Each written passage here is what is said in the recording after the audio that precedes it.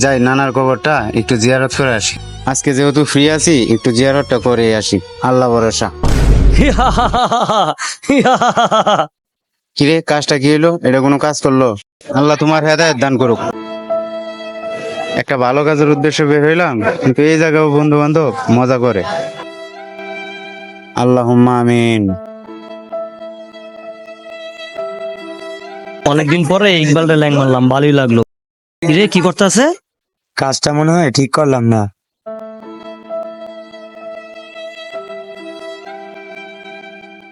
আমিন।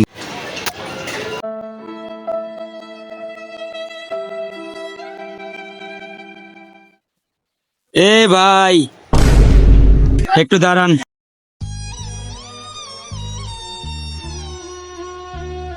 Sorry ভাই, ভুল হয়ে গেছে, মাফ করে দিবেন।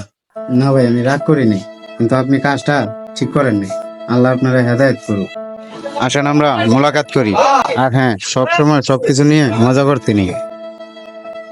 আমাদের বর্তমান সমাজটা এতটাই নষ্ট হয়ে গেছে যে একটা ভালো কাজের উদ্দেশ্যে রওনা করলে অনেক বাধা আছে। আসেন এগুলো আমরা না করে সবাই সবাইকে সাপোর্ট করি এবং ভালো কিছু করি ইনশাল্লাহ।